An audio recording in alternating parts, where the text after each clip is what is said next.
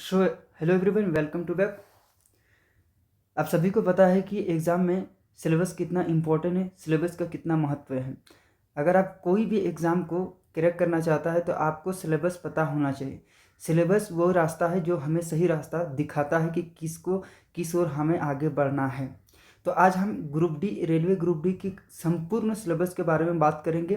कहाँ से कितने प्रश्न आते हैं, उसका कौन सा सब्जेक्ट का कितना वेटेज है, इसके बारे में आज हम बात करेंगे। आज की क्लास इंपॉर्टेंट है, इसलिए आप लास्ट तक बने रहे। सबसे पहले ग्रुप डी जो होता है, आपको मैं सिलेबस बता देता हूँ, उसके बाद टाइम क्वेश्चन भी बता देता हूँ कितना होता है। सबसे पहले ग्रुप डी का सिलेबस, इसमें 4 खंड है, मतलब 4 सब्जेक्ट आपको पढ़ना है। पहला होता है मैथ, दूसरा होता है रीजनिंग, तीसरा होता है साइंस और चौथा होता है जीके, जीएस एंड इसमें करंट अफेयर भी पूछा जाता है। इसी में current affairs. Okay, current affairs में आपको सिर्फ नेशनल करंट अफेयर पढ़ना है, नॉट टू रीड भी इंटरनेशनल करंट अफेयर। इसके कहने का मतलब सिर्फ राष्ट्रीय भारत का जो घटना है उसको बारे में पढ़ना है, ना कि अंतर्राष्ट्रीय के बारे में। ठीक है, तो आप साइंस की बात करते हैं। साइंस में तो आपको पता है 3 पार्ट होता है, एक होता है बायो का, एक होता है केमिस्ट्री का और एक होता है फिजिक्स का। इन तीनों को आपको पढ़ना है। चलिए एक एक के बारे में हम डिस्कस कर लेते हैं। सबसे पहले आता है मेरा मैथ। मैथ का नंबर आता है, तो सबसे पहले मैथ में कितने प्रश्न पूछते हैं आपको। इससे पहले मैं एक चीज़ बता देता हूँ कि ग्रुप डी में टोटल 100 प्रश्न आते हैं। 100 प्रश्न आते हैं। ओके, 100 प्रश्न आता है और 100 अंक का आता है। 100 प्रश्न 1 अंक, मतलब हर प्रश्न पे 1 नंबर मिलता है। और इसके कुल समय कितना होगा, इसका टाइम जो दिया जाता है आपको 90 मिनट का समय दिया जाएगा, 1.5 घंटा का समय दिया जाएगा। और ये कंप्यूटर बेस्ड एग्जाम है, ठीक है ना। इससे हम पूछा जाए गणित से कितने प्रश्न आते हैं, तो गणित से टोटल 25 प्रश्न आएंगे। सामान्य विज्ञान जो है यानी साइंस से 25 प्रश्न आएंगे। और रीजनिंग से जो आता है वो रीजनिंग से 30 प्रश्न आता है, यानी रीजनिंग का वेटेज काफ़ी है। और जीके जीएस देखा जाए तो आपको जीके से 20 प्रश्न देखने को मिलेगा। ठीक है, ये हमारा बात हो गई कि इतना प्रश्न कहाँ कहाँ से कितने प्रश्न आते हैं। अब हम बात करते हैं किस टॉपिक से कितना प्रश्न आएंगे। बात सबसे इंपॉर्टेंट तो यही है ना कि किस टॉपिक को कितना वेटेज दिया जाए, कितना महत्व दिया जाए, क्योंकि किस टॉपिक से क्वेश्चन आ रहे हैं इसको जान लेना बहुत ज़रूरी है। तो आइए हम सबसे पहले मैथ के बारे में डिस्कस कर लेते हैं, इसके वेटेज के बारे में। ठीक है, गणित में हमें क्या क्या पढ़ना है। मैथ में सबसे पहले हमें पढ़ना है संख्या प्रणाली यानी नंबर सिस्टम। ठीक है, नंबर सिस्टम पढ़ना है। नंबर सिस्टम में आपको हो जाएगा एलसीएम, एचसीएफ, एलसीएम भी पढ़ना है, एचसीएफ भी पढ़ना है।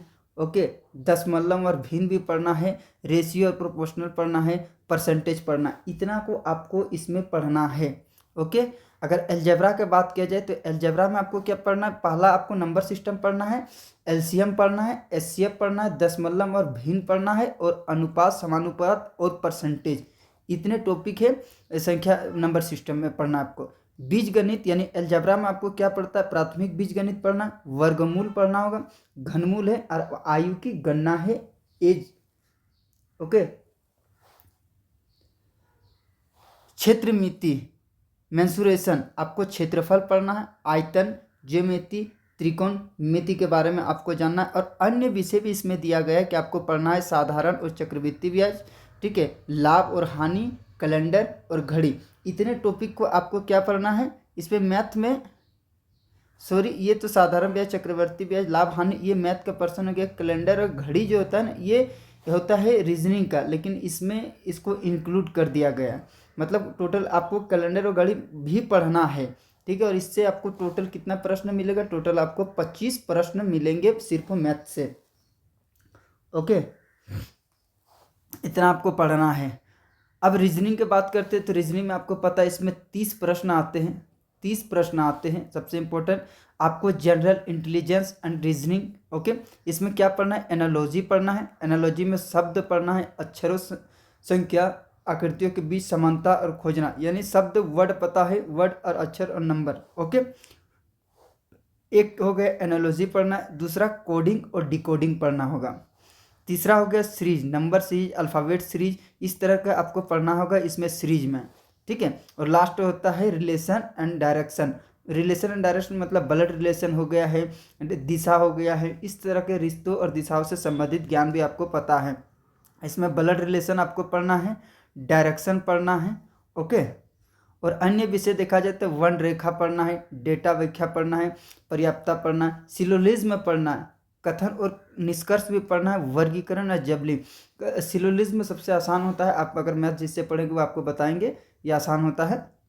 अब बात करते हैं साइंस। साइंस में आपको जैसे मैंने बताया, साइंस इससे भी आपको कितने प्रश्न मिलेंगे साइंस से,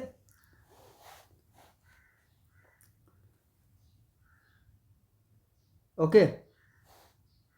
इससे भी आपको 25 प्रश्न मिलेंगे। इसमें 3 खंड में, और ये सिर्फ क्या है, सीबीएसई कक्षा यानी 10th लेवल के प्रश्न पूछे जाएंगे इसमें। 10th लेवल जो साइंस बैकग्राउंड से उसके लिए तो ये मजा ही मजा है, और उसके लिए एक कहा जाए तो एक सबसे ज़्यादा सक्सेस दिलाने वाला की पॉइंट है, क्योंकि साइंस बैकग्राउंड तो पहले से पढ़ चुका है, साइंस के बारे में उसको पढ़ाया जाता है। लेकिन जो आर्ट्स आर्ट्स का है, जो कॉमर्स का, उसके लिए थोड़ा सा चैलेंजिंग हो जाता है। लेकिन अब इसमें विशेष फोकस करना है।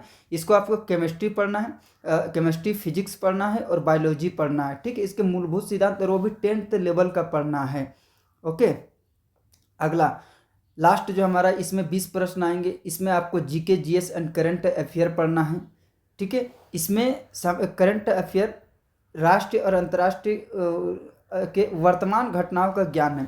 इसमें अंतर्राष्ट्रीय दिया है, लेकिन अंतर्राष्ट्रीय का प्रश्नों का बहुत कम पूछा जाता है, अधिकतर राष्ट्रीय का ही प्रश्न पूछा जाता है, इसलिए आप राष्ट्रीय में ज़्यादा फोकस कीजिएगा। इसके बाद साइंस एंड टेक्नोलॉजी से पूछा जाता है। नवीनतम सिर्फ इसमें क्या पढ़ना है, आविष्कार जो किया है, जैसे आप मान लेते हैं कि कोई मिसाइल आविष्कार किया है, कोई टेलीस्कोप आविष्कार किया है, जो आविष्कार से संबंधित जो न्यूज में रहा है, जो इन न्यूज़ में रहा है, चर्चा में रहा है, उसी को आपको साइंस एंड टेक्नोलॉजी में पढ़ना है। अदरवाइज उससे अधिक नहीं, क्योंकि काफ़ी लंबा चैप्टर भी है, आपको उतना नहीं पढ़ना है। सिर्फ आप करंट से रिलेटेड रहना, इससे करंट से रिलेटेड प्रश्न आएंगे साइंस एंड टेक्नोलॉजी में। जैसे कौन सा मिशन कब लॉन्च हुआ है, कौन सा मिसाइल लॉन्च हुआ है, इस तरह के बातों को आपको पढ़ना है। उसके बाद कल्चर यानी हिस्ट्री में आपको कल्चर पढ़ना है, और पर्सनैलिटी मतलब कि कल्चर में क्या पढ़ना, आपको खेल से संबंधित, संस्कृति और महत्वपूर्ण हस्तियों से संबंधित प्रश्न पूछा जाता है। इसमें महत्वपूर्ण हस्तियों के मान लेते हैं, जैसे महात्मा गांधी हो गया, जवाहरलाल नेहरू हो गया, भीमराव अंबेडकर हो गया है, ठीक है, भगत सिंह आदि व्यक्तियों के बारे में जो योगदान दिया है हमारे देश के विकास में, हमारे देश के आज़ादी दिलाने में, ऐसे व्यक्तियों के बारे में आपको पढ़ना है इसमें, ओके।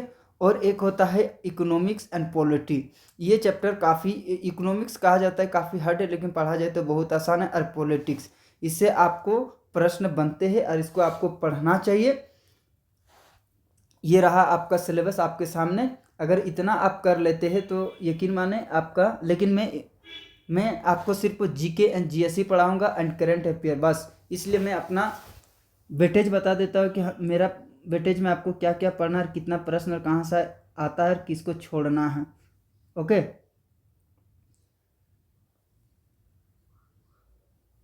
तो अब देखा जाए तो पॉलिटी, ठीक है, पॉलिटी से आपको 3 प्रश्न मिलेंगे। 3 प्रश्न मिलेंगे, वो भी इजी, ज़्यादा हार्ड नहीं होगा। 3 प्रश्न आपको मिलेंगे। और इकोनॉमिक्स से देखा जाए तो इसमें भी आपको 2 और 3 प्रश्न मिलेंगे, ठीक है। इकोनॉमिक्स से 2-3 प्रश्न पूछे जाएंगे और पॉलिटी से 3 प्रश्न पूछे जाएंगे। पॉलिटी में आपको ज़्यादा विशेष फोकस नहीं करना है, ये भी आपको मैं गारंटी देता हूँ कि ये 3 और 2-3 ये आपका रेंज में रहेगा, मेरी क्लास से एकदम डायरेक्ट पूछा जाएगा, ठीक है। इससे आपको टेंशन लेने का, मिसलिनियस एक आता है जिसमें करंट अफेयर कला पुरस्कार इससे संबंधित, ये इसको मिसलिनियस में भी रखा जाता है। इससे 6 से 8 प्रश्न आता है, इसलिए इसको आपको पढ़ना है और ये इम्पोर्टेंट भी है,